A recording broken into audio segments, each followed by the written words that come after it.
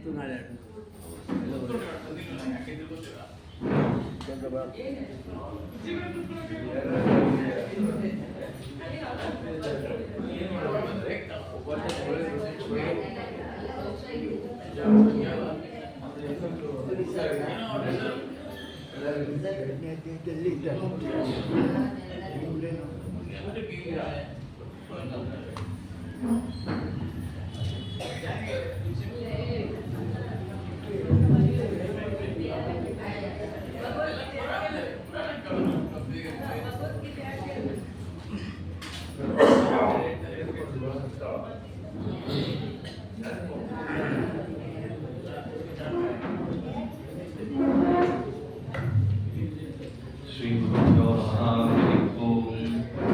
आपादमौलिपर्यन्तं गुरूणाम् आकृतिं स्मरेत् तेन विघ्नाः प्रणश्यन्ति सिद्ध्यन्ति च मनोरथाः अस्मद्गुरुसमारम्भां टीकाकृत्पादमध्यमाम् श्रीमदाचार्यपर्यन्तां वन्दे गुरुपरम्पराम् वेदव्यासगुणावास विद्याधीश सतां वश मां निराशं गतक्लेशं कुर्वनाशं हरेनिशं कृष्णाय वासुदेवाय हरये परमात्मने प्रणतक्लेशनाशाय गोविन्दाय नमो नमः। लक्ष्मीनारायणं नत्वा पूर्णबोधान् गुरूनपि कुर्मः श्रीकृष्णगीतायाः भाष्याद्युक्तार्थसङ्ग्रहम्। धर्मक्षेत्रे कुरुक्षेत्रे समवेतायुत्सवः मामकाः पाण्डवाश्चैव किमकुर्वत सञ्जय अशोच्यानन्वशोचस्त्वं प्रज्ञावादांश्च भाषसे गतासून् अगतासूंश्च नानुशोचन्ति पण्डिताः। श्रीगुरुभ्यो नमः। हरिः ओम्। ಪ್ರಸಂಗಕ್ಕೆ ಅನುಗುಣವಾಗಿ ಅರ್ಜುನನಿಗೆ ಬೇಕಾದದ್ದು ಶೋಕದ ಪರಿಹಾರ, ಅದಕ್ಕೆ ಅವಶ್ಯಕವಾದ ಜೀವನ ನಿತ್ಯತ್ವವನ್ನು ತಿಳಿಸಿ ಆ ನಿತ್ಯತ್ವದ ಪರಿಜ್ಞಾನ ನಮಗೆ ದೃಢವಾಗಿ ಉಳಿಯಬೇಕಾದರೆ ಅವಶ್ಯಕವಾದ ಜೀವನಿಗೆ ಬಿಂಬ ಯಾರಿದ್ದಾನೋ ಅಂತಹ ಪರಮಾತ್ಮನ ಸಾಕ್ಷಾತ್ಕಾರ ಅವಶ್ಯಕ ಅಂತ ಪರಮಾತ್ಮ ತಿಳಿಸಿ, ಬರೀ ಜೀವನ ಜ್ಞಾನಕ್ಕೋಸ್ಕರವಷ್ಟೇ ಅಪರೋಕ್ಷ ಜ್ಞಾನ ಅಲ್ಲ ಅರ್ಜುನ, ಕರ್ಮಬಂಧದ ಪರಿಹಾರಕ್ಕೂ ಕೂಡ ಅಪರೋಕ್ಷ ಜ್ಞಾನ ಅವಶ್ಯಕವಾಗುತ್ತೆ. ಅಂತಹ ಅಪರೋಕ್ಷ ಜ್ಞಾನ ಹೇಗೆ ಪಡೆಯೋದು ಅನ್ನುವ ಮಾರ್ಗವನ್ನು ನಿನಗೆ ನಾನು ತಿಳಿಸ್ತೇನೆ ಅಂತ ಪರಮಾತ್ಮ ಉಪೋದ್ಘಾತವನ್ನು ಕೊಟ್ಟು ಮೋಕ್ಷಕ್ಕೆ ಕಾರಣವಾದ ದಾರಿಯನ್ನ ಹೆಜ್ಜೆ ಹೆಜ್ಜೆಯಾಗಿ ವಿವರಿಸ್ತಾ ಬರ್ತಿದ್ದಾನೆ ಕೃಷ್ಣ ಪರಮಾತ್ಮ. ನೀನು ಹೇಳ್ತಿರೋದೇ ಯಾಕೆ ಒಪ್ಪಬೇಕು, ಬೇರೆಯವರು ಹೇಳ್ತಿರೋದನ್ನೆಲ್ಲ ಯಾಕೆ ಒಪ್ಪಬಾರದು ಅಂತ ಸಾಮಾನ್ಯ ಜನರಿಗೆ ಬರುವ ಪ್ರಶ್ನೆಯನ್ನು ಕೂಡ ಪರಮಾತ್ಮ ಉತ್ತರಿಸಿದ ಕ್ರಮ ಇಷ್ಟಿತ್ತು. ಪ್ರಮಾಣದ ತಳಹದಿಯಿಂದ ಬಂದ ವಾಕ್ಯಗಳೆಲ್ಲವೂ ಒಂದೇ ರೀತಿಯಾಗಿರುತ್ತೆ, ಅದು ನಾನು ಹೇಳಿದಂತೆ. ಅನಂತವಾಗಿದೆಯಲ್ಲ, ಪರಸ್ಪರ ವಿರುದ್ಧವಾಗಿ ಇರಬಹುದರ್ಜುನ. ಅದಕ್ಕೆ ಪ್ರಮಾಣಗಳು ಮೂಲವಾಗಿಲ್ಲ, ನಿಷ್ಪ್ರಮಾಣಕವಾಗಿದೆ. ಆದ್ದರಿಂದ ನಿಷ್ಪ್ರಮಾಣಕವಾದ ಅನೇಕ ಪದಾರ್ಥಗಳ ವಾಕ್ಯಗಳ ಮಧ್ಯದಲ್ಲಿ ವಿರೋಧ ಬಂದ ಮಾತ್ರಕ್ಕೆ ಪ್ರಾಮಾಣಿಕವಾದಂತಹ ನನ್ನ ಮಾತಿನ ಮೇಲೆ ನಿನಗೆ ಯಾಕೆ ವಿಶ್ವಾಸ ಕಡಿಮೆ ಆಗುತ್ತೆ ಹೇಳು. ಆದ್ದರಿಂದ ಪ್ರಮಾಣ ಯಾವುದಕ್ಕೆ ಇರುತ್ತೋ ಅದನ್ನು ಗ್ರಹಣ ಮಾಡಬೇಕು, ಪ್ರಮಾಣ ಇಲ್ಲದಿದ್ದರೆ ಬಿಡಬೇಕಷ್ಟೇ. ಈ ಕ್ರಮವನ್ನು ಪರಮಾತ್ಮ ವಿಚಾರ ಮಾಡುವ ಹಂತ ಹೇಗೆ ಅನ್ನೋದನ್ನು ತಿಳಿಸಿ, ನಿನ್ನ ಮಾತಿಗೆ ಮೂಲ ವೇದ, ಅದೇ ವೇದವನ್ನೇ ಮೂಲವಾಗಿಟ್ಟುಕೊಂಡು ನೀನೇನು ಹೇಳ್ತಿದ್ದೀಯೋ ಅದಕ್ಕೆ ವಿರುದ್ಧವಾದದ್ದು ಹೇಳ್ತಾ ಇಲ್ಲ ಕೃಷ್ಣ. ನೀನು ನಿಷ್ಕಾಮ ಕರ್ಮವೆಂಬ ಯೋಗವೇ ಅಪರೋಕ್ಷ ಜ್ಞಾನಕ್ಕೆ ತದ್ವಾರ ಮೋಕ್ಷಕ್ಕೆ ಸಾಧನ ಅಂತ ಹೇಳ್ತಾ ಇದ್ದೀಯ. ಬೇರೆಯವರೆಲ್ಲರೂ ಕೂಡ ಅದೇ ವೇದವೇ ಏನ್ ಹೇಳುತ್ತೆ ಗೊತ್ತೇನೋ, ಸಕಾಮ ಕರ್ಮ ಹೇಳುತ್ತೆ ಅಂತ ಹೇಳ್ತಾರೆ. ಒಂದೇ ಮೂಲವಾದರೂ ಕೂಡ ಎರಡೆರಡು ವಿರುದ್ಧವಾದ ವಿಚಾರಗಳು ಬಂದಾಗ ಯಾವುದನ್ನು ಹಿಡಿಬೇಕು? ಅದಕ್ಕೆ ಕೃಷ್ಣ ಪರಮಾತ್ಮ ಕೊಟ್ಟ ಉತ್ತರ ಇಷ್ಟಿತ್ತು. ಹೌದು, ಯಾರು ಮೇಲ್ನೋಟಕ್ಕೆ ತೋರುವ ಅರ್ಥವನ್ನು ಹೇಳುತ್ತಾರೋ ಅವರು ಹೇಳುವ ಅರ್ಥ ಸರಿಯಾದದ್ದಲ್ಲ. ಕಾರಣ ಅದೆಲ್ಲ ಮೇಲ್ನೋಟಕ್ಕೆ ತೋರುವ ಅರ್ಥ.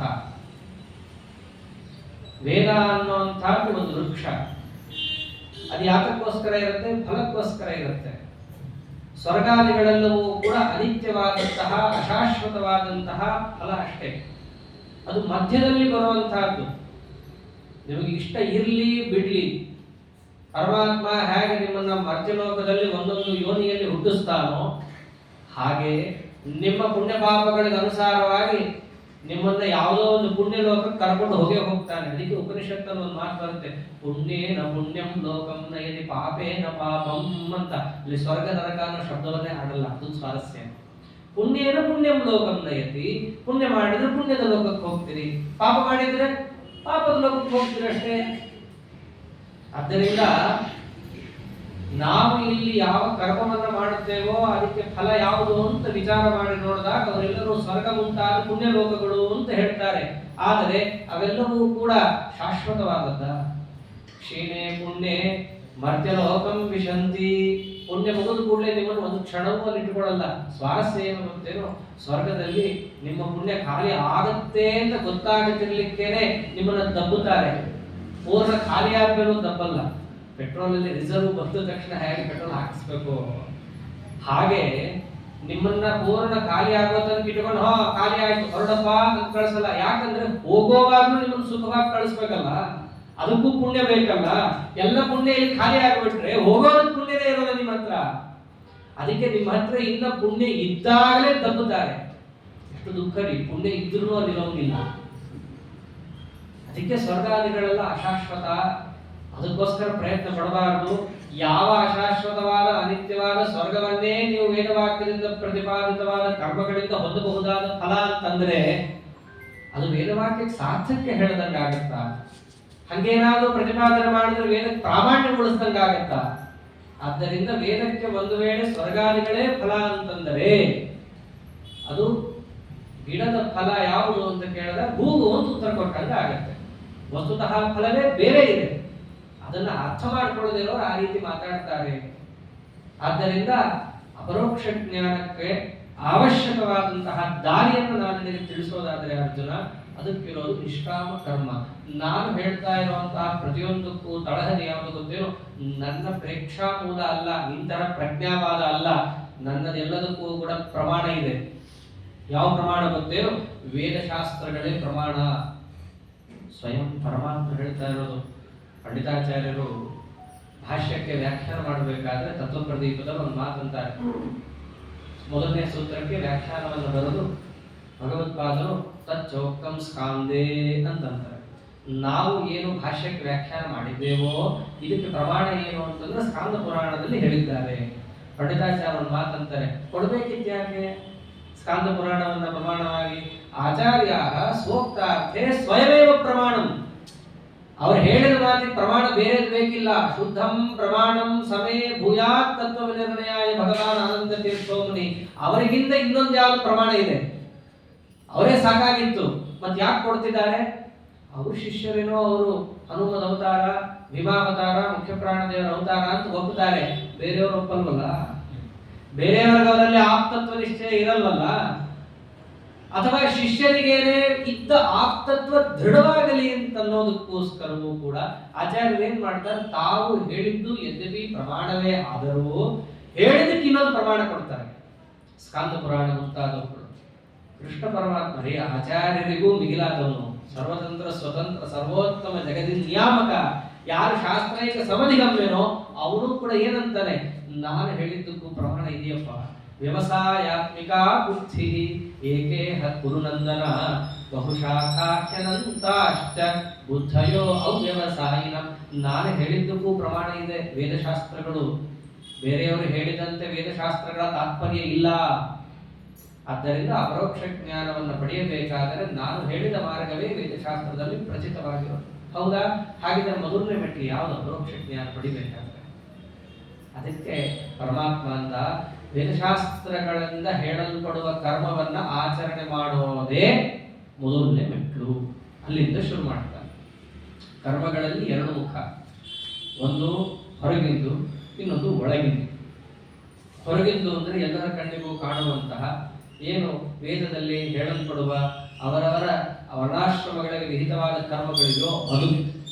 ಅದನ್ನೇ ಯದ್ಯಪಿ ಎಲ್ಲರೂ ವೇದಶಾಸ್ತ್ರಗಳನ್ನು ಓದೇ ತಿಳ್ಕೋಬಹುದು, ಅದನ್ನೇನು ಪರಮಾತ್ಮ ಒತ್ತಿ ಹೇಳಬೇಕಾಗಿಲ್ಲ. ಇದು ಭಗವದ್ಗೀತಾ ಸೂತ್ರಪ್ರಾಯ. ನೀವು ಕರ್ಮವನ್ನು ಮಾಡ್ತಿರ್ತೀರಿ, ಅವರವರಿಗೆ ವಿಹಿತವಾದದ್ದು ಬೇಕಾದಷ್ಟಿರುತ್ತೆ. ಬ್ರಾಹ್ಮಣರಿಗಷ್ಟೇ ಅಲ್ಲ, ಕ್ಷತ್ರಿಯರಿಗಿದೆ, ವೈಶ್ಯರಿಗಿದೆ, ಶೂದ್ರರಿಗಿದೆ. ಅಷ್ಟೇ ಯಾಕ್ರಿ, ಅವರವರಿಗೆ ವಿಹಿತವಾದದ್ದು ಎಷ್ಟೊಂದು ಮಾಡ್ತಾರೆ. ಗೋಸೇವಾ, ಅದರಂತೆ ನೂರಾರಿದ್ದಾವೆ. ಅದೆಲ್ಲವೂ ವೇದಶಾಸ್ತ್ರೋಕ್ತವಾದ ಕರ್ಮವೇ ವೈದಿಕ ಕರ್ಮ, ವೈಷ್ಣವ ಧರ್ಮ. ಅದೆಲ್ಲವೂ ಸರಿ, ಅದರ ಒಳಗಿರುವ ಅನುಸಂಧಾನ ಇದೆಯಲ್ಲ, ಅದೆಲ್ಲದಕ್ಕಿಂತ ಮುಖ್ಯ. ಅದನ್ನು ಹೇಳಕ್ ಹೊರಟಿದ್ದಾನೆ ಇಲ್ಲಿ ಕೃಷ್ಣ. ಯಾವುದು ಒಳಗಿರಬೇಕಾದ ಅನುಸಂಧಾನ? ಇದು ವಿಷ್ಣು ಪೂಜಾ ಅಂತ ಮಾಡಬೇಕಾಗುತ್ತೆ. ನಾವು ಮಾಡುವ ಕೆಲಸದ ಹಿನ್ನೆಲೆಯಲ್ಲಿ ಇರಬೇಕಾದ ಅನುಸಂಧಾನ ಒಂದೇ, ಅದು ವಿಷ್ಣು ಪೂಜಾ. ಮತ್ತು ಮಾಡುವ ಕೆಲಸಕ್ಕೆ ಪ್ರಯೋಜನ ಯಾವುದು? ವಿಷ್ಣು ಪ್ರೀತಿ.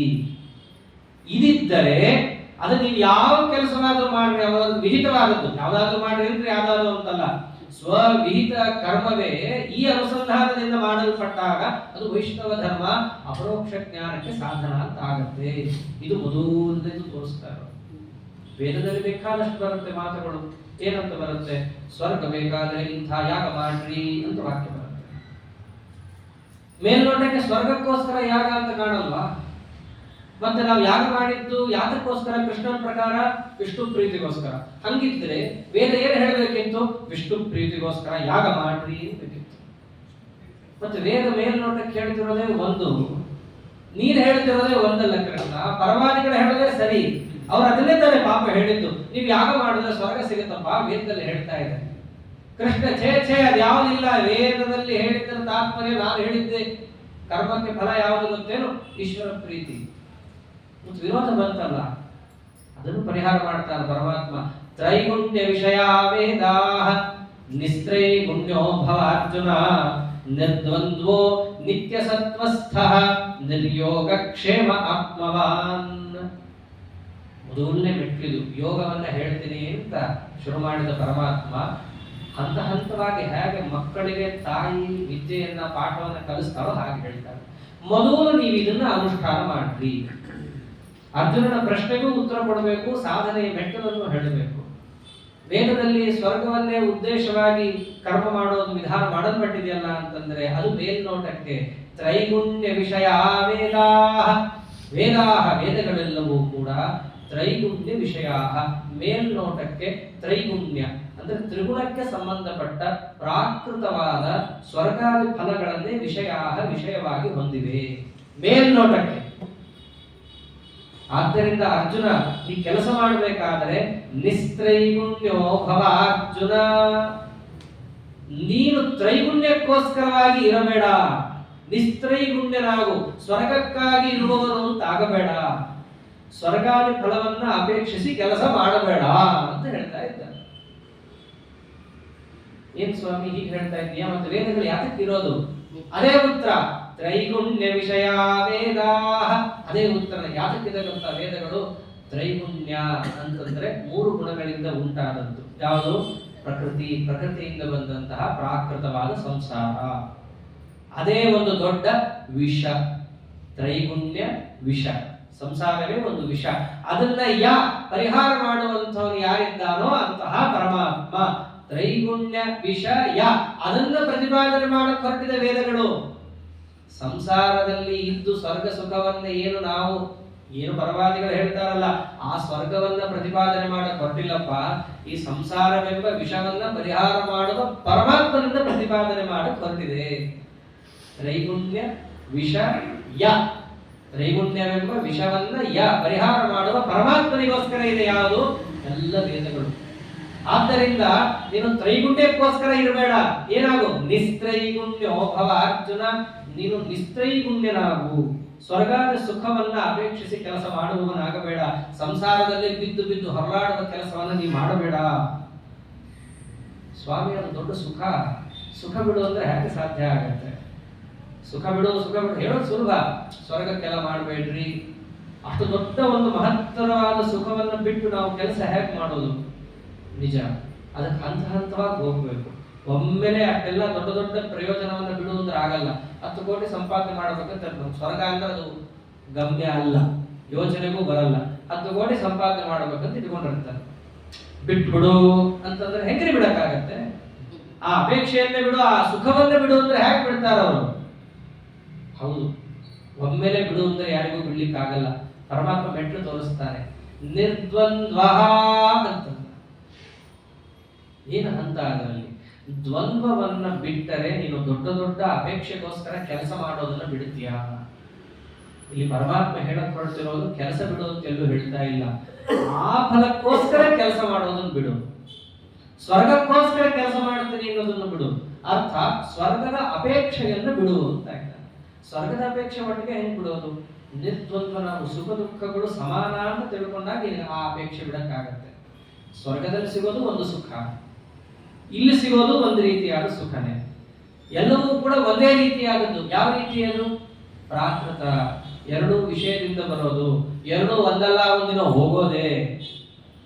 ಆದ್ದರಿಂದ ಈ ಎರಡೂ ಸುಖಗಳಲ್ಲಿ ನೀನು ಸಾಮ್ಯವನ್ನ ಅರ್ಥ ಮಾಡಿಕೊಂಡೆ ಅಂತಂದ್ರೆ ನಿನಗೆ ಸ್ವರ್ಗದ ಸುಖವು ಇದೇ ರೀತಿಯಾಗಿದೆ ಅಂತ ಅನಿಸಿ ಅಲ್ಲೂ ಕೂಡ ನೀನು ಪ್ರವೃತ್ತಿ ಮಾಡಲ್ಲ. ಇದು ಅದು ಎರಡು ಒಂದೇ ರೀತಿ ತಗೊಂಡೇನ್ ಮಾಡ್ಲಿ?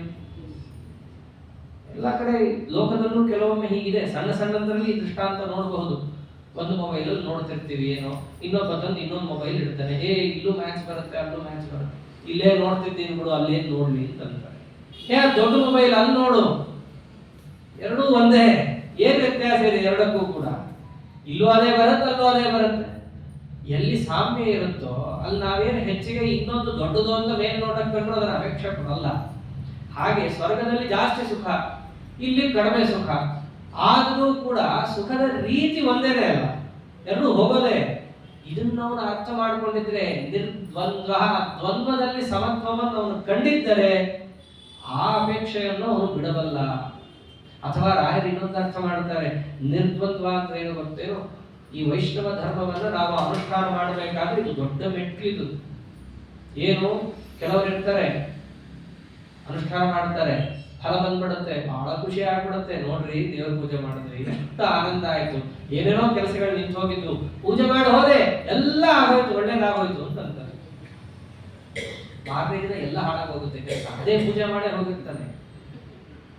ಅಂದ್ರೆ ಭಾಗವತ ಧರ್ಮವನ್ನು ಅನುಷ್ಠಾನ ಮಾಡಿದಾಗ ಏನೋ ದೈವ ಒಳ್ಳೇದಾದಾಗ ಹಿಕ್ಕು ಬಿಡೋದು, ಅದೇ ಮಾಡಿ ಹೋಗಿರ್ತಾನೆ. ಮಾರನೇ ದಿನ ಅದೇ ದೈವ ಏನೋ ಹಾಳಾಗಿ ಹೋಗುತ್ತೆ. ಅವಾಗ ಕುಗ್ಗಿ ಅಷ್ಟಕ್ಕೆ ನಿಲ್ಸಲ್ಲ. ಇಷ್ಟೆಲ್ಲ ನಮ್ದಲ್ಲ ಅನ್ಸತ್ತೆ, ನಮ್ಗಲ್ಲ ಅನ್ಸತ್ತೆ ಇವೆಲ್ಲ. ನಮ್ದು ಏನಿಲ್ಲ, ಹೋಗಿ ಕುಂಕುಮ ಹಚ್ಕೊಂಡು ಹೋಗ್ಬಿಡೋದು ಅಷ್ಟೇ. ಹೀಗೆ ಬಂದ್ಬಿಡುತ್ತಲ್ಲ, ಆ ದ್ವಂದ್ವ ಇರಬಾರ್ದು. ಒಳ್ಳೇದಾದಾಗ ಏನು ಹಿಕ್ಕಿ ಬಿಡೋದು, ಕೆಟ್ಟದಾದಾಗ ಕುಗ್ಗಿ ಬಿಡೋದು. ಈ ಭಾಗವತ ಧರ್ಮ ಅನುಷ್ಠಾನ ಮಾಡಬೇಕಾದರೆ ಇದು ಅವರ್ಜನೀಯ, ಬಂದೇ ಬರುತ್ತೆ. ಇಂಗ್ಲಿಷ್ ಅಂತಾರಲ್ಲ, ಇನ್ಎವಿಟಬಲ್, ತಪ್ಪಿಸ್ಲಿಕ್ಕಾಗಲ್ಲ. ಏರು ಬೀಳು ಎರಡೂ ಕೂಡ ಎಲ್ಲಾ ಕಡೆ ಇರೋದೆ.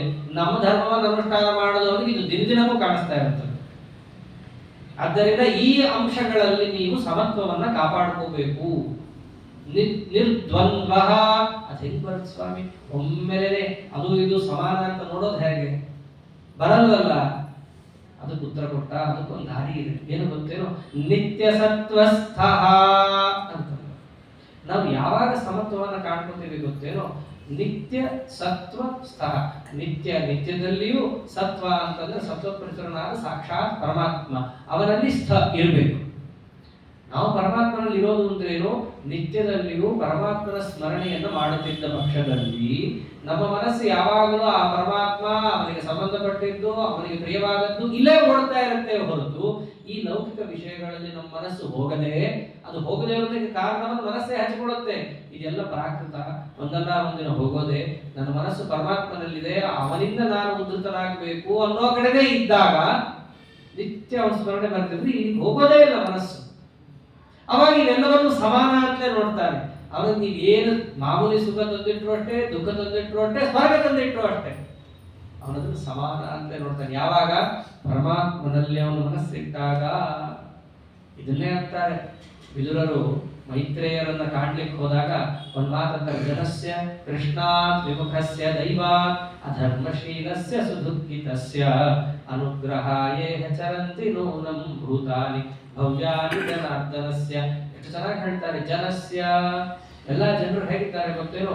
ಕೃಷ್ಣಾತ್ ವಿಮುಖಸ್ಯ, ಪರಮಾತ್ಮನಿಂದ ವಿಮುಖರಾಗಿದ್ದಾರೆ. ಅದಕ್ಕೋಸ್ಕರ ಅಧರ್ಮಶೀಲಸ್ಯ, ಎಲ್ಲಾ ಅಧರ್ಮದಲ್ಲೂ ಅವರು ತೊಡಗಿದ್ದಾರೆ. ಸುಮ್ಮನೆ ಯಾಕೆ ತೊಡಗುತ್ತಾರೆ? ದೇವರನ್ನು ಮಾಡ್ತಿದ್ದಕ್ಕೆ ತೊಡಗುತ್ತಾರೆ. ಅದಕ್ಕೋಸ್ಕರ ಆದ ಫಲ ಏನು? ಸುದುಃಖಿತಸ್ಯ. ಎಷ್ಟು ಚೆನ್ನಾಗಿ ಕಾರ್ಯಕಾರಣ ಭಾವ ಕೊಡ್ತಾರಲ್ಲ. ಇಲ್ಲೂ ಪರಮಾತ್ಮ ಅದನ್ನೇ ಹೇಳ್ತಾ ಇರೋದು. ನೀವು ಎಲ್ಲವನ್ನೂ ಸಮಾನ ಅಂತ ಯಾವಾಗ ತಿಳ್ಕೊಳ್ತೀರಿ, ಪರಮಾತ್ಮನಿಂದ ವಿಮುಖರಾಗದೆ ನಿತ್ಯ ಪರಮಾತ್ಮನಲ್ಲಿಯೇ ಮನಸ್ಸನ್ನಿಟ್ಟಾಗ ಆ ಸಮತ್ವ ಬರುತ್ತೆ. ಮನಸ್ಸು ಒಂದೇ ಕಡೆ ಇದ್ದಾಗ ಇನ್ನೊಂದು ಕಡೆ ಹೋಗಲ್ಲ. ಯಾಕೆ ಹೋಗಲ್ಲ? ಎಲ್ಲ ಒಂದೇ ಅಂತ ಬಿಟ್ಬಿಡ್ತಾರೆ ಅದನ್ನು. ಆಮೇಲೆ ಇನ್ನೊಂದೇನು, ನಿತ್ಯ ಪರಮಾತ್ಮನ ಮನಸ್ಸು ಹೋಗೋದು ಹೇಗೆ? ಇದೊಂದು ದೊಡ್ಡ ಚಾಲೆಂಜ್ ಅಲ್ಲ. ಅದಕ್ಕಂದ ನಿರ್ಯೋಗ ಕ್ಷೇಮ ಅಂತ. ನಿರ್ಯೋಗ ಕ್ಷೇಮನಾಗು ಅಂದ್ರೆ ಯೋಗಕ್ಷೇಮ ಬಿಟ್ಬಿಡು. ಇದೇನ್ರಿ ಇದು ಯೋಗಕ್ಷೇಮ ಬಿಡು ಅಂದ್ರೆ ಏನ್ ಹೇಳ್ತಾ ಇದ್ದಾನೆ? ಕೆಲವರು ಏನ್ ಅರ್ಥ ಮಾಡ್ಬಿಡ್ತಾರೆ ಗೊತ್ತೇನೋ? ಹೌದು, ಯೋಗಕ್ಷೇಮ ಬಿಡಕ್ಕೆ ಹೇಳ್ಬಿಟ್ಟಿದ್ದಾನೆ. ಯಾಕಂದ್ರೆ ಮುಂದೆ ಅವನೇ ಹೇಳ್ತಾರ ನಾ ಹೊತ್ಕೋತೀನಿ ಅಂತ. ಯೋಗಕ್ಷೇಮಂ ವಹಾಮ್ಯಹಂ ಅಂತ ಹೇಳಿ ಅರ್ಜುನನಿಗೆ ನೀ ಎಲ್ಲ ಬಿಟ್ಬಿಡಪ್ಪ, ನಾ ಹೊತ್ಕೋತೀನಿ ಅಂತ ಹೇಳಿದಾನೆ. ಹಾಗಾಗಿ ಯೋಗಕ್ಷೇಮ ಬಿಟ್ಬಿಡು ಅಂತ ಅದನ್ನ ಹೇಳಕ್ ಹೊರಟೇ ಇಲ್ಲ. ಇಲ್ಲಿ ಹೇಳ್ತಿರೋದು ಯೋಗ ಅಂತಂದ್ರೆ ಅಲ್ಲಿ ಏನು ಯೋಗಕ್ಷೇಮ ಅಂತ ಅರ್ಥನೋ ಇಲ್ಲೂ ಅದೇ ಅರ್ಥನೇ. ಅಪ್ರಾಪ್ತಸ್ಯ ಪ್ರಾಪ್ತಿರ್ ಯೋಗ. ಯಾವುದನ್ನ ಈತ ಇನ್ನ ಹೊಂದಿಲ್ವೋ ಅದನ್ನ ಹೊಂದುವಂತಹ ಪ್ರಕ್ರಿಯೆಗೆ ಯೋಗ ಅಂತ ಕರೀತಾರೆ. ಕ್ಷೇಮ ಅಂತಂದ್ರೆ ಪ್ರಾಪ್ತಸ್ಯ ಪರಿರಕ್ಷಣಂ. ಏನು ಇವನಿಗೆ ಬಂದು ಒದಗಿದೆಯೋ, ಪರಮಾತ್ಮನ ಅನುಗ್ರಹದಿಂದ ಇವನ ಹತ್ರ ಇದೆಯೋ ಅದನ್ನ ಕಾಪಾಡಿಕೊಳ್ಳೋದು ಕ್ಷೇಮ. ಇವೆರಡನ್ನ ಬಿಡು ಅಂತಂದ. ಅದಕ್ಕೆ ರಾಯರಂದ್ರು ಯಾವ ಯೋಗಕ್ಷೇಮ ಬಿಡಕ್ಕೆ ಹೇಳ್ತಿದ್ದಾನೆ?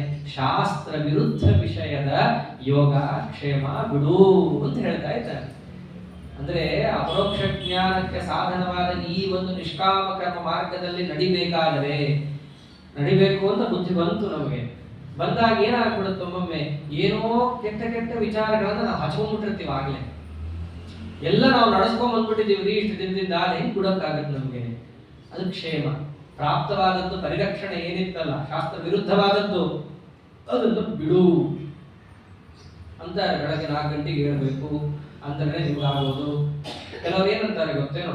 ನಮ್ಗೆ 6ಕ್ಕೆ ಎದ್ದ ಅಭ್ಯಾಸ, 4ಕ್ಕೆಲ್ಲ ಎದ್ದು ಹೇಳಕ್ಕಾಗಲ್ಲ. ತುಂಬಾ ಜನ ಕೇಳಿದೀವಿ, ಬಹಳ ಚೆನ್ನಾಗಿರುತ್ತೆ ಅವ್ರು ಹೇಳೋದಿಲ್ಲ. ಏನಂತಂದ್ರೆ ನಾವು ಬೆಳಗ್ಗೆ ಎದ್ದು ಕೂಡಲೇ ನೀರು ಕುಡಿಬೇಕು, ವಾರ್ಮ್ ವಾಟರ್.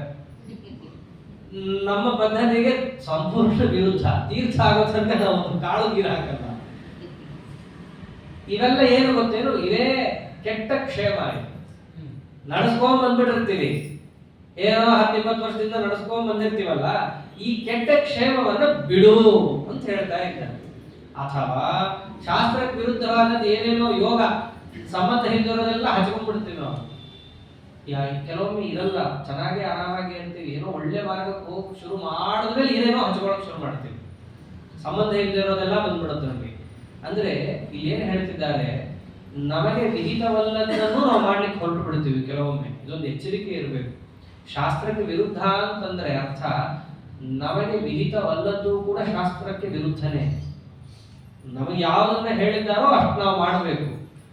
ನಾನು ಹೆಂಗೂ ಇದನ್ನು ಓದ್ತಿದ್ದೀನಲ್ಲ ಅದನ್ನೂ ಓದ್ಬಿಡ್ತೀನಿ, ಇದನ್ನು ಮಾಡ್ತಿದ್ದೀನಲ್ಲ ಅದನ್ನೂ ಮಾಡಿಬಿಡ್ತೀನಿ. ಯಾಕೆ ಮಾಡಬಾರ್ದ್ರಿ? ನಾರಾಯಣ ಮಂತ್ರನೇ ಮಾಡ್ತೀನಿ, ಪ್ರಣವ ಯಾಕೆ ಮಾಡಬಾರ್ದು?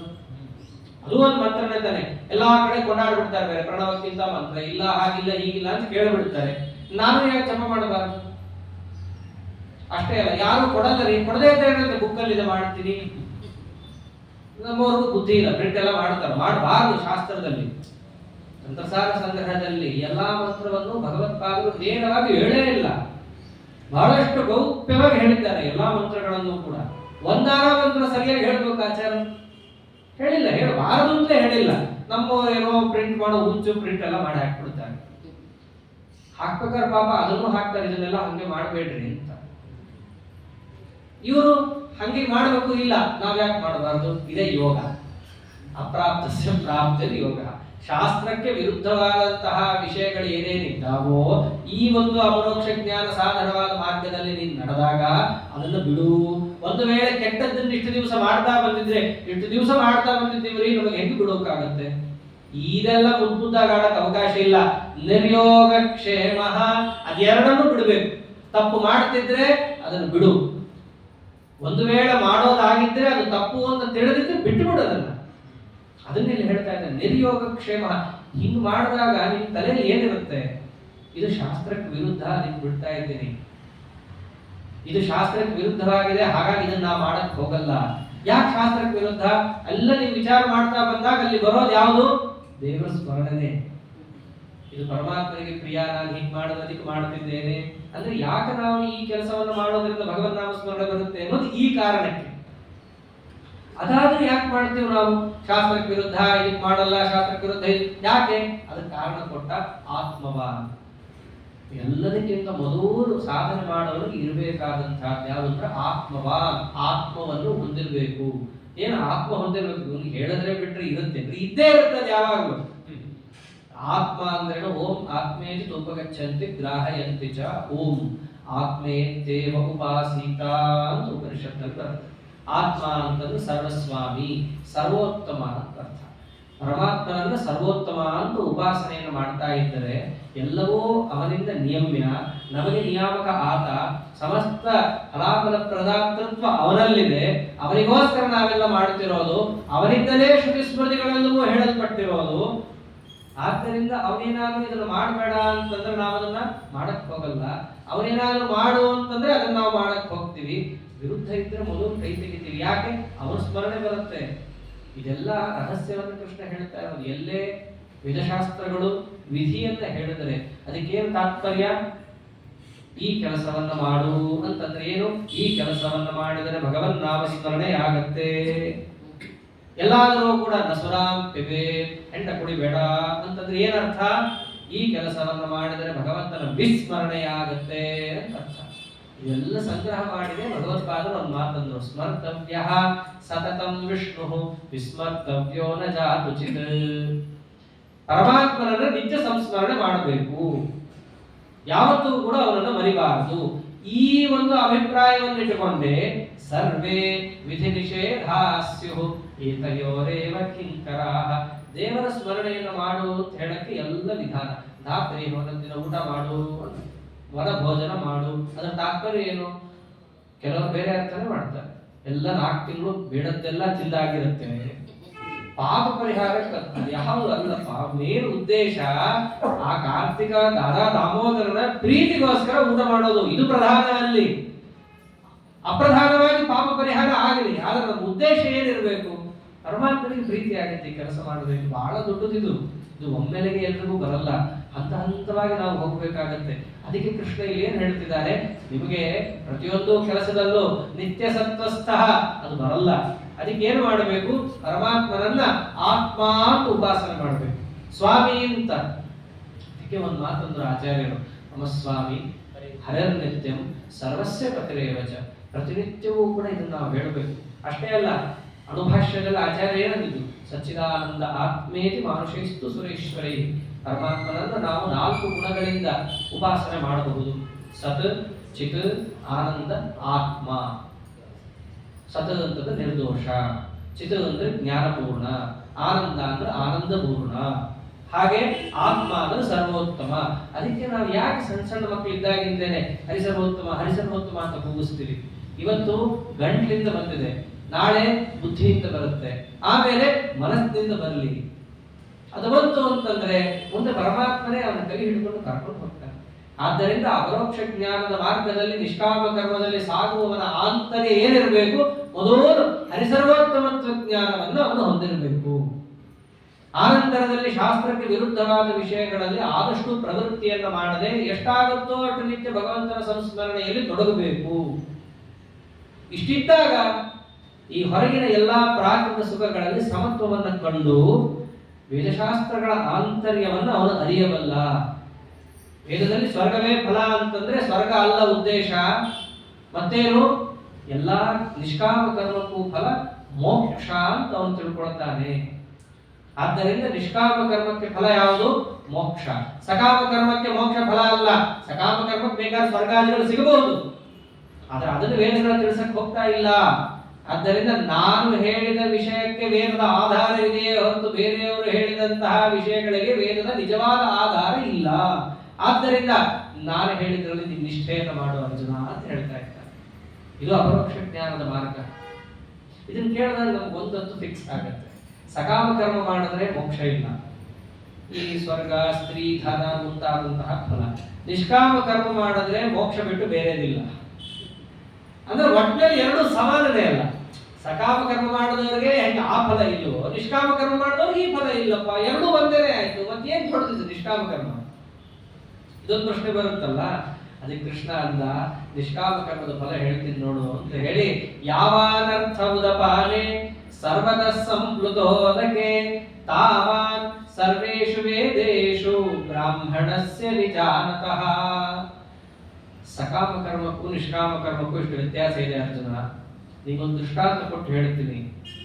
ಒಬ್ಬರ ಮನೇಲಿ ಒಂದು ಬಾವಿ ಇರುತ್ತೆ, ನಿತ್ಯ ಸ್ನಾನ ಮಾಡ್ತಾ ಇರ್ತಾನೆ, ಅದರಲ್ಲಿ ಅಡಿಗೆ ಊಟನೂ ಅದೇ ನೀರಲ್ಲೇ ಮಾಡ್ತಿರ್ತಾನೆ. ದೈವ ಒಂದು ವೇಳೆ ಅವ್ರ ಮನೆ ಹತ್ರನೇ ಒಂದು ಅಮೃತ ಸಮುದ್ರ ಬಂತಪ್ಪ, ಅವಾಗ ಅವನು ಏನ್ ಮಾಡ್ತಾನೆ? ನಿತ್ಯ ಇದರಲ್ಲಿ ನಾವು ಉಣ್ತಾ ಇದ್ದೀನಿ, ಸ್ನಾನ ಮಾಡ್ತೀನಿ ಅಂತ ಹೇಳಿ ಅಮೃತ ಸಮುದ್ರವನ್ನ ದೂರ ತಳ್ತಾನ? ಇಲ್ಲ, ಅಲ್ಲೇ ಹೋಗಿ ತನಗೆ ಬೇಕಾದ ಎಲ್ಲಾ ಇಷ್ಟಾರ್ಥವನ್ನು ಪಡಿತಾನ? ನಿಜವಾದ ಬುದ್ಧಿವಂತನಾದವನು ತನ್ನ ಮನೆ ಬಾವಿನ ಅಲ್ಲೇ ಒಗೆದು ಸೀದಾ ಎಲ್ಲ ಹೋಗ್ತಾನೆ? ಅಮೃತ ಸಮುದ್ರಕ್ಕೆ ಹೋಗ್ತಾನೆ. ಅರ್ಥ ಏನು? ಯಾವ ಪ್ರಯೋಜನ ತನ್ನ ಬಾವಿಯನ್ನು ಪಡಿತಿದ್ನೋ ಆ ಪ್ರಯೋಜನ ಮತ್ತು ಅದಕ್ಕೂ ಮಿಗಿಲಾದ ಪ್ರಯೋಜನವನ್ನು ಎಲ್ಲಿ ಪಡಿತಾನೆ? ಆ ಅಮೃತ ಸಮುದ್ರದಲ್ಲಿ ಪಡಿತಾನೆ. ಹೇಗೋ ಹಾಗೆ ನಿಷ್ಕಾಮ ಕರ್ಮ ಅರ್ಥ ಮಾಡ್ಕೋ. ಈ ಸಕಾಮ ಕರ್ಮ ಎಲ್ಲ ಅದು ಬಾವಿ ಇದ್ದಂಗೆ, ನಿಷ್ಕಾಮ ಕರ್ಮ ಅದು ಅಮೃತ ಸಮುದ್ರ ಇದ್ದಂಗೆ. ಅದು ಸಕಾಮ ಕರ್ಮದ ಫಲವನ್ನಷ್ಟೇ ಅಲ್ಲ, ಅದಕ್ಕೂ ಮಿಗಿಲಾದ ಮೋಕ್ಷಾದಿ ಪುರುಷಾರ್ಥವನ್ನೂ ಕೊಡುತ್ತೆ. ಅಷ್ಟೇ ಅಲ್ಲ, ಅದನ್ನೂ ಕೊಡುತ್ತದೆ. ಇದನ್ನೇ ಅಂತಾರೆ ಕಥಿತಂ ಕೃಷೇ ನಿವ ಫಲ ಅದಕ್ಕುದಂ ಅಂತಾರೆ. ಆಚಾರ್ಯರ ಭಾಷ್ಯಕ್ಕೆ ಏನು ಪ್ರಯೋಜನ ಅಂತ ಸನಕಾದಿಗಳು ಶೇಷದೇವರನ್ನು ಪ್ರಶ್ನೆ ಮಾಡುತ್ತಾರೆ. ಶೇಷದೇವರು ಆಚಾರ್ಯರ ಭಾಷ್ಯವನ್ನು ಕೇಳಲಿಕ್ಕೆ ಬಂದಾಗ ಆಕಾಶ ಮಾರ್ಗದಲ್ಲಿ ಸನಕಾದಿಗಳು ಕೂತ್ಕೊಂಡು ಕೇಳಿ ಆಚಾರ್ಯರ ಭಾಷ್ಯದ ಮಹತ್ವವನ್ನು ಹೇಳಿದ್ರಿ ಅಂತ ಕೇಳ್ತಾರೆ. ಕೇಳಿದಾಗ ಶೇಷದೇವರಂತಾರೆ, ಏನ್ ಹೇಳಲಿ, ಒಂದೇ ಪ್ರಧಾನವಾದ ಪ್ರಯೋಜನ, ಮೋಕ್ಷ. ಶ್ರೀಮದಾಚಾರ್ಯರ ಭಾಷ್ಯವನ್ನು ಯಾರು ನಿತ್ಯದಲ್ಲಿಯೂ ಮನೋವಾಗ್ಭಿರ ಆವರ್ತಯಂತೆ ಸ್ವಶಕ್ತಿಯ ತಮ್ಮ ತಮ್ಮ ಶಕ್ತಿಯನುಸಾರ ಯಾರು ಮನಸ್ಸಿನಿಂದ ಮಾತಿನಿಂದ ಅದನ್ನು ಆವರ್ತನ ಮಾಡುತ್ತಾರೋ ಅವರಿಗಿರೋ ಪ್ರಯೋಜನ ಮೋಕ್ಷನೇ. ಹಾಗಿದ್ರೆ ಏನು ಲೋಕದಲ್ಲಿ ಬರುತ್ತಲ್ಲ ಪ್ರಯೋಜನ ಏನಿಲ್ಲೇನು? ಖಾಲಿ ಮೋಕ್ಷ ತನಕ ಒದ್ದಾಡೋದ? ಹಾಗಲ್ಲ ಅಂದ್ರು. ಬಹಳ ಚೆನ್ನಾಗಿರೋ ದೃಷ್ಟಾಂತ ಕೊಡ್ತಾರೆ. ಕಥಿತಂ ಕೃಷೇ ನಿವ ಫಲಾಲಕುಲಂ. ಸಾಮಾನ್ಯವಾಗಿ ಯಾರಾದ್ರೂ ಬೀಜ ಹಾಕಿ ಹುತ್ತಿ ಬಿತ್ತಿ ಯಾಕೆ ಬೆಳಿತಾನೋ ಅದನ್ನ, ಅದಕ್ಕೆ ಬೇಕಾದ ಭತ್ತ ಮುಂತಾದವುಗಳು ಬರ್ಲಿ ಅಂತ ಬೆಳಿತಾನೆ. ಪಕ್ಕದಲ್ಲಿ ಬೆಳೆದಿರೋ ಕಾಡು ಗಿಡನೂ ಬೆಳೆಯುತ್ತೆ, ಅವನದು ಬೆಳಿಲಿ ಅಂತ ಏನಾದ್ರು ಬೆಳೆಸ್ತಾನೇನು? ಇಲ್ಲ. ಅದಕ್ಕೆ ಬೇಕೋ ಬೇಡವೋ ಅದು ಹೇಗೆ ಬಂದೇ ಬರುತ್ತೋ ಹಾಗೆ ಐಹಿಕ ಸಮಸ್ತ ಸುಖ ಸಂಪತ್ತುಗಳು ಕೂಡ ಈ ಭಾಷಾಧ್ಯಯನವನ್ನು ಮಾಡೋದಕ್ಕೆ ಬೇಡ ಅಂತ ಬಂದು ಬರುತ್ತೆ. ಹಂಗಂತ ಹೇಳೋನು ಅದಕ್ಕೋಸ್ಕರವಾಗಿ ಇರಲ್ಲ, ಇರಬಾರ್ದು. ಯಾತಕ್ಕೆ ಇರ್ತಾನವನು? ತನ್ನ ಭತ್ತ ಮುಂತಾದವುಗಳಿಗೋಸ್ಕರ ಅಂತ ಹೇಗಿರ್ತಾನೋ, ಇವುಗಳೆಲ್ಲ ಸಣ್ಣ ಗಿಡಗಳ ಮಧ್ಯಮದಲ್ಲಿ ತುಚ್ಛ ಹೇಯ ಅಂತ ಹೇಗೆ ಬಿಸಾಕ್ತಾನೋ ಹಾಗಿರ್ತಾರೆ ಜ್ಞಾನಿಗಳು. ಅಂದ್ರೆ ನೀವು ಸಚ್ಚಾಸ್ತ್ರವನ್ನ ನಿಷ್ಕಾಮ ಕರ್ಮವನ್ನ ಯಾರು ಹಿಡಿತಿರೋ ಅವರಿಗೆ ಬೇಡ ಅಂತ ಪರಮಾತ್ಮ ತಂದು ಸುರಿತಾನೆ. ಅದನ್ನೇ ಅಂತ ಕೃಷ್ಣ ಯಾವಾನ್ ಅರ್ಥಃ ಉದಪಾನೆ.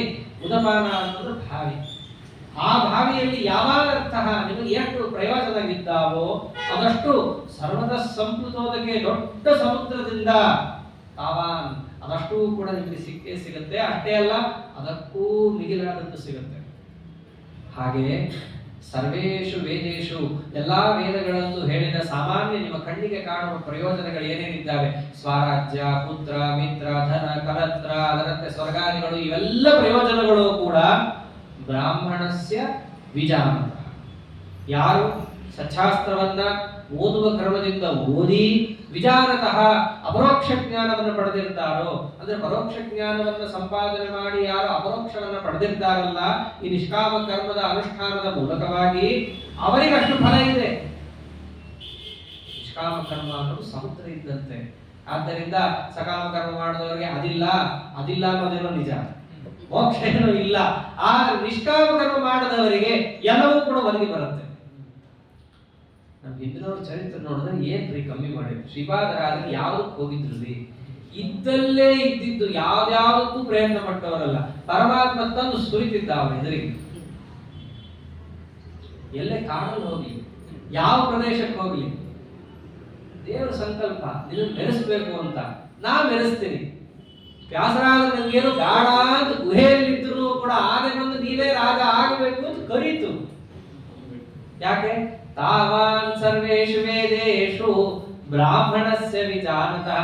ನಮಗೆ ಪರಮಾತ್ಮ ಬೇಕು, ಅವನನ್ನು ಬಿಟ್ಟು ಇನ್ಯಾವುದೂ ನಮಗೆ ಅಪೇಕ್ಷಿತ ಇಲ್ಲ. ನಾವು ಮಾಡಿದ್ದೆಲ್ಲವೂ ಅವನ ಪ್ರೀತ್ಯರ್ಥವಾಗಿ ಏನು ಅಪರೋಕ್ಷ ಜ್ಞಾನಿಗಳಿರ್ತಾರೋ ಅವ್ರೇನು ಕೇಳೋದು ಬೇಡ, ಪರಮಾತ್ಮನೇ ಅವ್ರನ್ನ ಮೆರೆಸ್ಬಿಡ್ತಾರೆ. ನನ್ನ ಭಕ್ತ ಇಲ್ಲಿದ್ದಾಗ ಹೀಗಿರೋದು ನನಗಿಷ್ಟ ಇಲ್ಲ, ಅವನು ಕೇಳಿ ಬಿಡ್ಲಿ, ಅವನೇ ಮೆರೆಸ್ತಾನೆ. ಪ್ರಹ್ಲಾದರಾಜನ್ನು ಮೆರೆಸ್ತಿಲ್ಲ, ಭೋಗೇನ ಪುಣ್ಯ ಕುಶಲೇನ ಪಾಪಂ ಕಲೇಬರಂ ಕಾಲಜವೇನ ಏನು ಕೇಳ್ಕೊಂಡಿದ್ರೇನ್ರಿ? ಅವರಪ್ಪ ಹೊಡೆದಾಗಲೇ ಕಾಪಾಡುವುದು ಕೇಳ್ಕೊಂಡಿಲ್ಲ.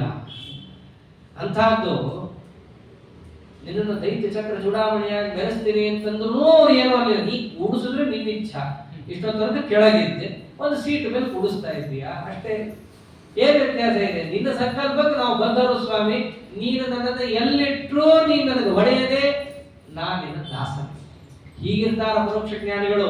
ಅದಕ್ಕೆ ಅದು ಬ್ರಾಹ್ಮಣಸ್ಯ ವಿಜಾನದ ವಿ ಅಂದ್ರೆ ಪರಮಾತ್ಮ ಅವನನ್ನ ಸರಿಯಾಗಿ ಅರ್ಥ ಮಾಡಿಕೊಂಡವರು. ಸರಿಯಾಗಿ ಅಂದ್ರೆ ಏನು?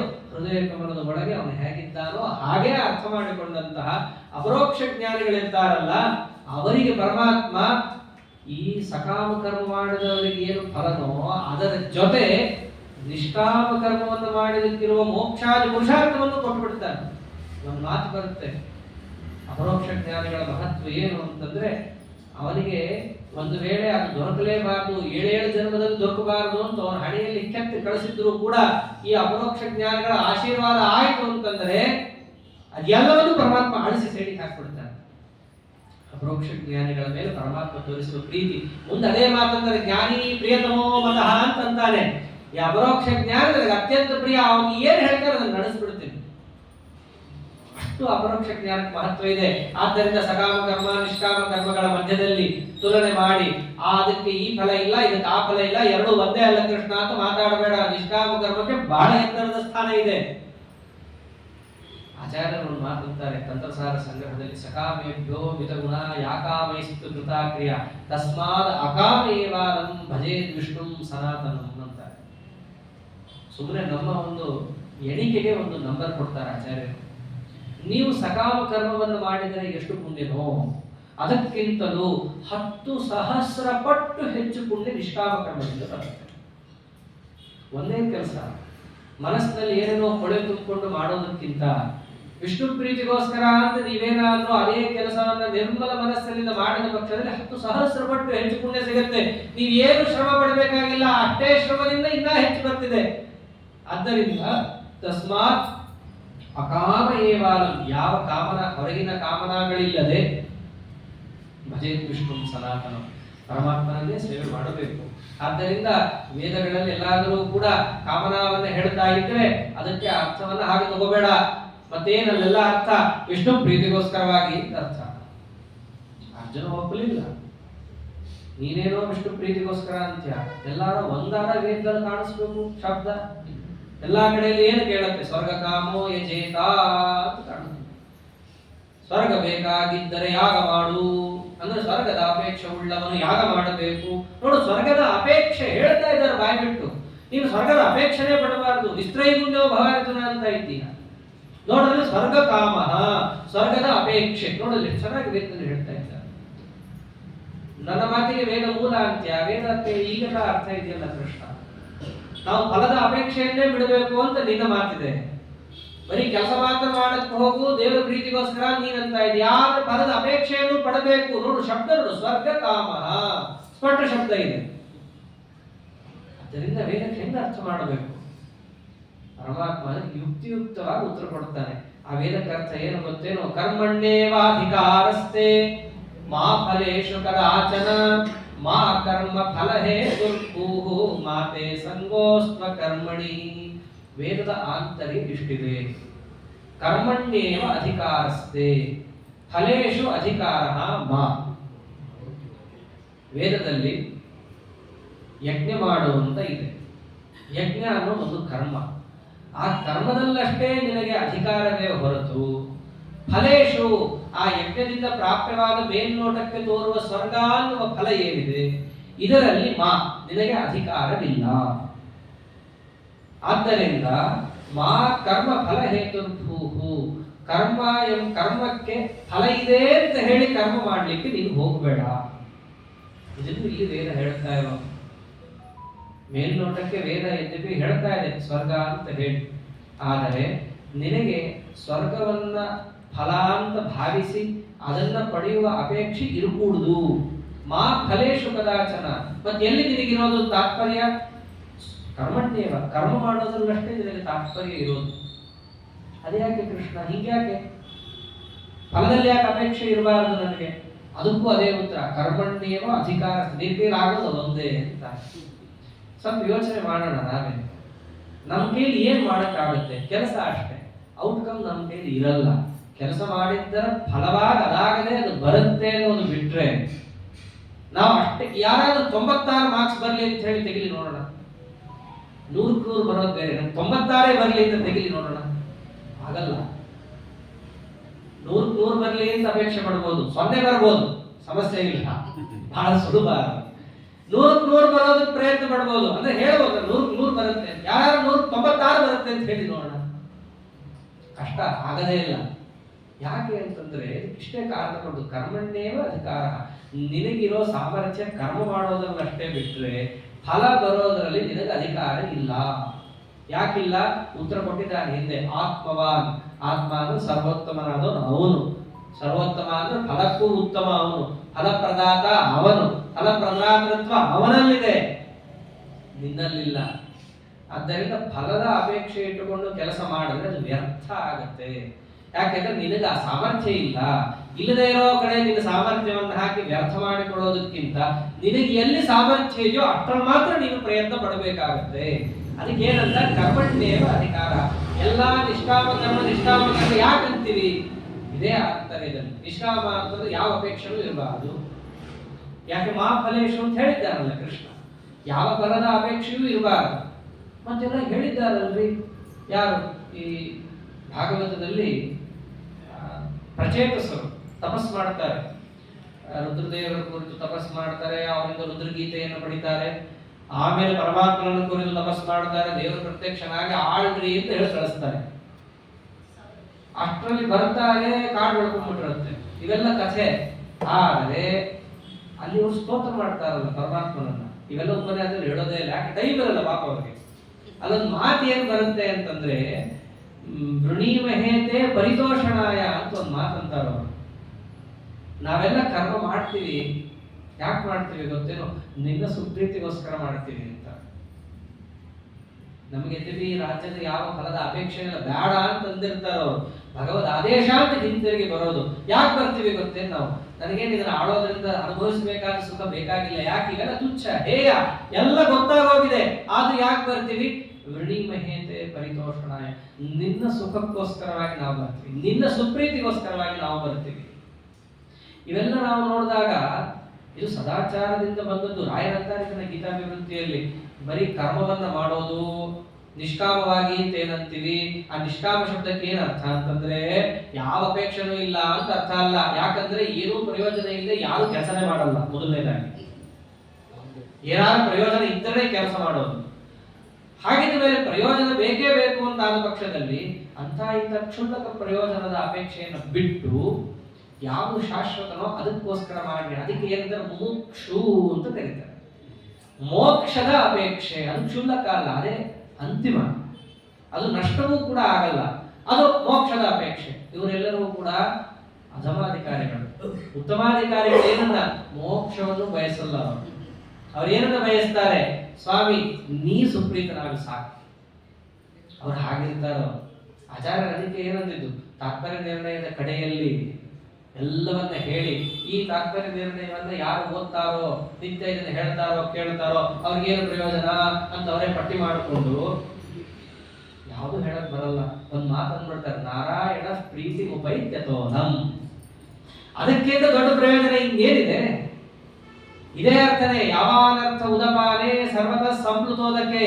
ಸಂಪ್ಲುತೋದಕ್ಕೆ ಅಂತಂದ್ರೆ ಪ್ರಳಯೋದಕ. ಅಲ್ಲಿ ಉದಪಾನೆ ಉತ್ಕೃಷ್ಟವಾಗಿ ಅಪ ಯಾವ ಪಾಲಕನೂ ಇಲ್ಲದೆ ನಿತ್ಯ ಎಲ್ಲರಿಗೂ ಚೇಷ್ಟಕನಾಗಿ ಯಾರಿದ್ದಾನೋ ಶ್ರೀಹರಿ, ಅವನು ಸುಪ್ರಸನ್ನನಾದರೆ ತಾವಾನ್ ಎಲ್ಲವೂ ಅವನಿಗೆ ಪ್ರಾಪ್ತವಾಗುತ್ತೆ ಅಂತ. ಕಿಮಲಭ್ಯಂ ಭಗವತಿ ಪ್ರಸನ್ನೇ ಶ್ರೀನಿಕೇತನೆ. ಅವನೊಬ್ಬ ಸುಪ್ರಸನ್ನನಾದ್ರೆ ಸಾಕು. ಅವನ ಸುಪ್ರೀತಿಯೇ ನಿಜವಾದ ಕಾಮನ ಉಳ್ಳದ್ದಾಗಿರ್ಬೇಕು. ಅವನಿಗೋಸ್ಕರ, ಅವನ ಪ್ರೀತಿಗೋಸ್ಕರ. ಇಲ್ಲ ಅಷ್ಟೆಲ್ಲ ನಮ್ಗೆ ಹೋಗ್ಲಿಕ್ಕಾಗಲ್ಲ, ನಮಗೋಸ್ಕರನೇ ಬೇಕಂದ್ರೆ ಮೋಕ್ಷ ಅಂತ ಕೇಳ್ಕೊಳ್ರಿ, ಹೇಳ್ಕೊಟ್ಟಿದ್ದಾರೆ ಅದನ್ನ. ಯಾವ ಶಾಶ್ವತನೋ ಆ ಕಾಮನ ಇರಬೇಕು, ಅದನ್ನ ಹೊರತು ಯಾವ ತುಚ್ಛವಾದಂತ ಅಪೇಕ್ಷೆಗಳಿದ್ದಾವೋ ಅದನ್ನ ಬಿಡ್ರಿ ಅಂತ ಅರ್ಥ. ಅದಕ್ಕೆ ರಾಯರಂತಿದ್ರು ನಿಷ್ಕಾಮ ನಿಷ್ಕಾಮ ಅಂತಂದ್ರೆ ಏನು? ತುಚ್ಛವಾದ ಪದಾರ್ಥಗಳ ಕುರಿತಾದ ಕಾಮನೆಯಿಂದ ದೂರವಾದದ್ದು ಅಂತ ಅರ್ಥ. ಇದು ನಿಷ್ಕಾಮ ಕರ್ಮ ಶಬ್ದಕ್ಕೆ ಅರ್ಥ. ಆದ್ದರಿಂದ ಕರ್ಮಣ್ಣೇವ ಅಧಿಕಾರ ಮಾ ಫಲೇಶು, ಯಾವ ಫಲದಲ್ಲೂ ನಿಂಗೆ ಅಧಿಕಾರ ಇಲ್ಲ. ನಿಜ ಹೇಳಬೇಕಂದ್ರೆ ಮೋಕ್ಷದಲ್ಲಂತೂ ಇಲ್ಲವೇ ಇಲ್ಲ. ಯಾಕೆ? ನಿಜವಾಗಿಯೂ ಕರ್ಮ ಫಲ ಕೊಡೋನು ಯಾರು? ಕರ್ಮಫಲ ಹೇತುರ್ಭೂಹು ಮಾ, ಕರ್ಮ ಫಲವನ್ನ ಕೊಡತಕ್ಕ ಪ್ರಭು ಯಾರು? ಶ್ರೀಹರಿ. ಅವನಂತೂ ನೀನಾಗಲ್ಲ. ನೋಡ್ರಿ, ಇಲ್ಲೇ ದೇಹಾತ್ಮೈಕ್ಯ ಜೀವೇಶ್ವರ ಐಕ್ಯವನ್ನು ಕೃಷ್ಣ ಖಂಡನ ಮಾಡಿದ್ದಾನೆ. ಮೋಕ್ಷವನ್ನು ಕೊಡುವ ವ್ಯಕ್ತಿ ಬೇರೆ, ನೀನು ಇಸ್ಕೊಳ್ಳೋನು. ಕರ್ಮಫಲ ಹೇತು, ಕರ್ಮ ಅಂತಂದ್ರೆ ನೀ ಮಾಡಿದ ನಿಷ್ಕಾಮ ಕರ್ಮ, ಅದಕ್ಕೆ ಫಲ ಮೋಕ್ಷ. ಅದಕ್ಕೆ ಹೇತು ಕಾರಣನಾದವನು ಯಾರು? ಶ್ರೀಹರಿ. ಅವನು ನೀನು ಮಾ ಅಲ್ಲ. ಮಾ ಕರ್ಮ ಫಲ ಹೇತುರ್ಭೂಹು, ನೀನು ಶ್ರೀಹರಿ ಅಲ್ವೋ, ಕೊಡೋರು ಬೇರೆ ಇದ್ದಾನೆ. ಆದ್ದರಿಂದ ಫಲದಲ್ಲಿ ನಿನಗೆ ಅಧಿಕಾರ ಇಲ್ಲ. ಅವನದು ನಿನ್ನೆಲ್ಲ ಅಧಿಕಾರ ಕರ್ಮನ್ನೇವ ಅಧಿಕಾರಸ್ಥೆ.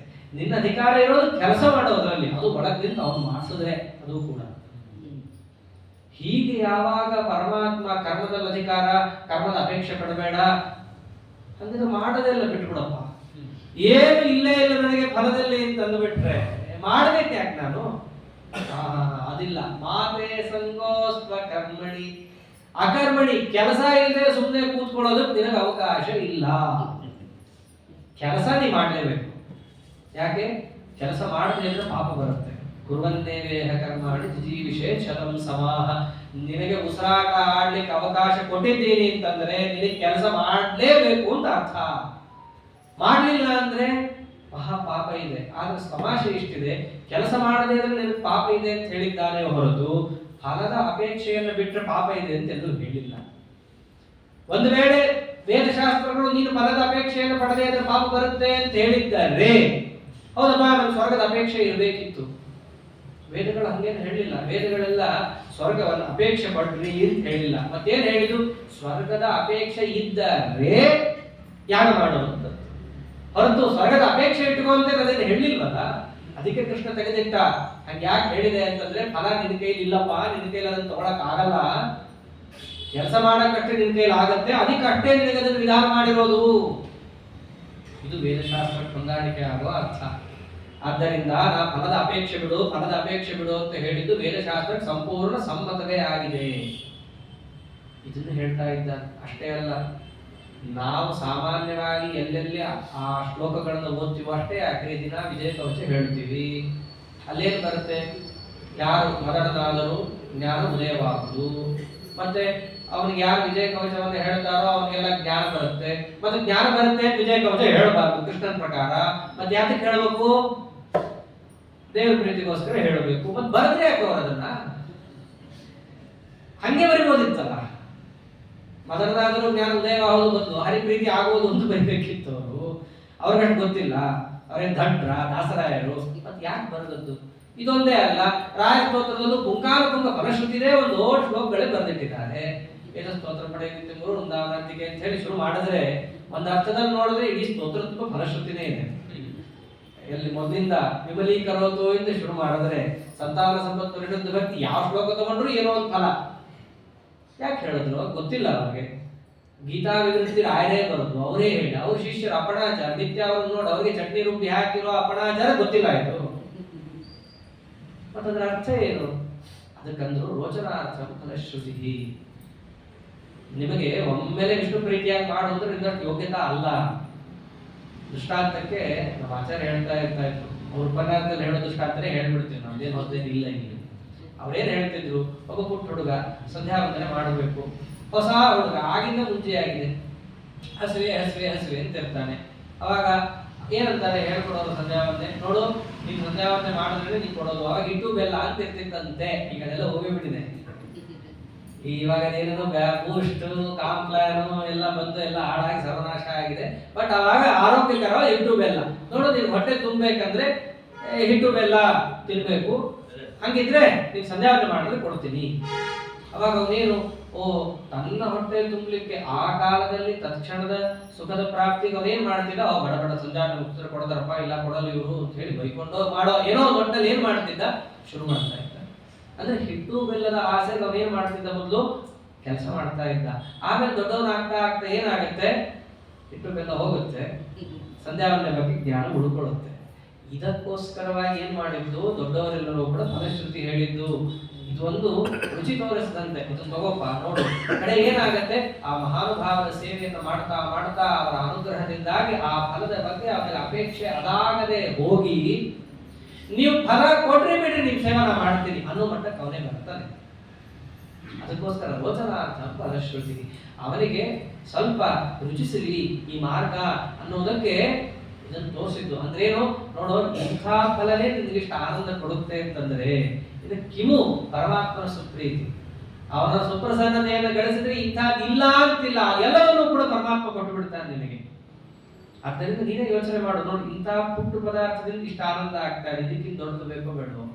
ಹೌದು ಹೌದು, ಹಿಟ್ಟು ಬೆಲ್ಲ ಬೇಡ, ಮತ್ತೇನು, ಹಂಗೆ ಹಂಗೆ ಹಂಗೆ ಮೇಲೆ ಹೋಗಿ ಪರಮಾತ್ಮನ ಸುಪ್ರೀತಿಗೋಸ್ಕರ ಸಂಧ್ಯಾವಂದನೆ ಅಲ್ಲಿಗೆ ಬರ್ತಾನೆ. ಆದ್ದರಿಂದ ಎಲ್ಲೇ ಫಲಶ್ರುತಿಯನ್ನು ಹೇಳಿದರೂ ಕೂಡ ಅದರ ಆಂತರ್ಯ, ಒಂದು ವೇಳೆ ನಾವೇನಾದ್ರೂ ಫಲಶ್ರುತಿಗೆ ಹೇಳಿದ ತಕ್ಕಂಗೆ ಮಾಡ್ತೀವಿ ಅಂದ್ರೆ ನಮ್ಮ ಲೆವೆಲ್ ನಮಗೆ ಗೊತ್ತಾಗೋಗುತ್ತೆ. ನಾವು ಅನ್ಕೊಂಡಿರ್ತೀವಲ್ಲ, ನಾವು ಮಹಾ ದೊಡ್ಡ ಸಾಧಕ ಸಜ್ಜೀವಿ, ಬೆಳಗಾಗಿದ್ದು ಇಷ್ಟೆಲ್ಲ ಹೇಳ್ತಿದೀನಿ ಅಂತಂದ್ರೆ ಯಾರು ಹೇಳ್ತಾರ್ರಿ ಬೆಳಗ್ಗೆ 4 ಗಂಟೆಗೆ ನಾ ಹೇಳ್ತೀನಿ ಅಂತ ಅನ್ಕೊಂಡಿರ್ತೀವಲ್ಲ, ನಮಗೆ ನಮ್ದೇ ಮಾನದಂಡ. ಏನಾದ್ರೂ ಜ್ಞಾನ ಉದಯವಾಗಲಿ ಅಂತ ನೀವು ಹೇಳಿದ್ರೆ ಅಲ್ಲಿಗೆ ಇನ್ನ ನಾವು 10 ಮೆಟ್ಟು ವಿಕಾಷ್ಟಿದೆ ಅಂತ ಅರ್ಥ. ಅದ್ಯಾವುದು ನೆನಪಿಲ್ಲದೆ ಪರಮಾತ್ಮ ಸುಪ್ರೀತನಾಗಲಿ, ಅದರಿಂದ ಅವ್ನು ಏನ್ ಅನುಗ್ರಹ ಮಾಡ್ತಾನೋ ಮಾಡ್ಲಿ ಅಂತ ಬಂದ್ರೆ ಈಗ ಅಡ್ಡಿ ಇಲ್ಲ, ಒಂದು ಹಂತಕ್ಕೆ ಬಂದಿದ್ದಾನ ಅಂತ ಅರ್ಥ. ಅದನ್ನ ಹೇಳಿದ್ರು, ಕರ್ಮಣ್ಯೇವಾಧಿಕಾರಸ್ತೆ ಮಾ ಫಲೇಶು ಕದಾಚನ ಮಾ ಕರ್ಮ ಫಲ ಹೇತುರ್ಭೂಃ ಮಾತೆ ಸಂಗೋಸ್ತ್ವ ಕರ್ಮಣಿ. ಕೆಲಸ ಬಿಡದೆ ಸುಮ್ಮನೆ ಕೂಡಕ್ಕಂತೂ ಅವಕಾಶ ಇಲ್ಲ, ಕೆಲಸ ಮಾಡಲೇಬೇಕು. ಮಾಡೋವಾಗ ಪರಮಾತ್ಮನ ಪ್ರೀತಿಯಾಗಲಿ ಅನ್ನೋ ಕಾಮನ ಇರಬೇಕು ಹೊರತು ಬೇರೆ ಕಾಮನವನ್ನು ಇಟ್ಕೊಳ್ತಕ್ಕದ್ದಲ್ಲ. ಇದು ಒಂದು ಹಂತ. ಇದ್ರ ಮೇಲೆ ಒಂದು ಹೇಳ್ತಾನೆ ಪರಮಾತ್ಮ, ಒಂದೊಂದೇ ಬಿಚ್ಚಿಡ್ತಾ ಬರ್ತಾನೆ. ಸರಿ, ಇದ್ರ ಮೇಲೆ ಇನ್ನೊಂದಿದೆ, ಏನು, ಯೋಗಸ್ಥ ಕುರು ಕರ್ಮಾಣಿ ಸಂಗಂ ತ್ಯಕ್ತ್ವಾ ಧನಂಜಯ ಸಿದ್ಧ ಸಿದ್ಧೋ ಸಮೋ ಭೂತ್ವಾ ಸಮತ್ವಂ ಯೋಗ ಉಚ್ಯತೆ. ಇದು ಎಲ್ಲರಿಗೂ ಕೂಡ ಟಾಟ್ ನೋಡೋದು ಹೇಳಿರೋ ಶ್ಲೋಕ. ಏನ್ ಹೇಳ್ತಾರೆ, ಯೋಗಸ್ಥ ಕುರು ಕರ್ಮಾಣಿ, ಯೋಗದಲ್ಲಿದ್ದು ಕೆಲಸವನ್ನ ಮಾಡು ಅಂತ. ಯೋಗ ಅಂತ ಹೇಳಿ ಹಿಂದೆ ಹೇಳಾಗ, ಅಥವಾ ಯೋಗದ ಶಬ್ದಾರ್ಥವನ್ನೇ ಮುಂದೆ ಬಿಡಿಸ್ತಾನೆ. ಸಮತ್ವಂ ಯೋಗ ಮುಚ್ಯತೆ, ನಿಷ್ಕಾಮ ಕರ್ಮವೇ ಯೋಗ. ಆ ನಿಷ್ಕಾಮ ಕರ್ಮವನ್ನ ನೀ ಮಾಡು ಅಂತಂದ. ಹೆಂಗ್ ಮಾಡ್ಬೇಕು ಗೊತ್ತೇನ, ಅದನ್ನ ಇಷ್ಟೊತ್ತ ತನಕ ಹೇಳಿದ್ವಲ್ಲ, ಫಲದ ಅಪೇಕ್ಷೆಯನ್ನೇನೋ ನಾವು ಬಿಟ್ಬಿಟ್ಟಿರ್ತೀವಿ ನಮಗ್ ಬೇಡ ಅಂತ ಹೇಳಿ. ಆದರೆ ಇನ್ನೊಂದು ಬಿಟ್ಟಿರಲ್ಲ, ಯಾವುದು, ಸಂಘ ಬಿಟ್ಟಿರಲ್ಲ. ಸಂಗಂ ತ್ಯಕ್ತ್ವ, ಅದನ್ನ ನಾವು ಬಿಡಬೇಕು. ಎಷ್ಟೋ ಜನ ಬೆಳಗ್ಗೆ 4 ಗಂಟೆಗೆ ಎದ್ದಿರ್ತಾರೆ, ಅನೇಕಾದಿಗಳನ್ನು ಮಾಡ್ತಾರೆ, ಪೂಜಾದಿಗಳನ್ನು ಮಾಡ್ತಾರೆ. ಆದರೆ ಅವ್ರೇನು ಅನ್ಕೋತಿರ್ತಾರೆ, ನಾನು 8 ಗಂಟೆಗೆ ಹೇಳ್ತಿದ್ದಾಗ ಏನು ಆನಂದ ಇರ್ತಾ ಇತ್ತಪ್ಪ, ಈಗ ಆನಂದ ಇಲ್ಲ ಅಂತ ಅನ್ಕೋತಾರೆ. ತಾವೇನು ಹೇಳ್ತಿರಲ್ಲ, ಏನೋ ಒಂದು ಅವಾಗ ಹೇಳ್ತಿದ್ದನ್ನು ನೆನೆಸ್ಕೊಂಡು ಖುಷಿ ಪಡೋದು, ಬೆಳಕು ಹಾಕೊಳ್ಳೋದು, ಅದು ಸಂಘ, ದುಷ್ಟ ವಿಷಯ. ಅದನ್ನೇ ರಾಯರಂತಾರೆ ಫಲಾಸಂಗಂ ಅಂತಂತಾರೆ. ನಾವು ಬಿಟ್ಟಿರಬಹುದು, ಬಿಟ್ಟರು ಅದರ ನೆನಪನ್ನ ಬೆಳಕು ಹಾಕೊಂಡು ಅವಾಗ ಏನ್ ಚೆನ್ನಾಗಿತ್ತು, ಈಗ ಮಾಡ್ತಾ ಇಲ್ಲ ಅದು ಬೇರೆ ವಿಷಯ, ಒಟ್ಟಲ್ಲಿ ಬಹಳ ಚೆನ್ನಾಗಿತ್ತು ಅಂತ ಅನ್ಕೊಂಡು ಅಲ್ಲೇ ಮನಸ್ಸನ್ನ ಇಡೋದಿದೆಯಲ್ಲ, ಅದನ್ನು ಬಿಡಬೇಕು.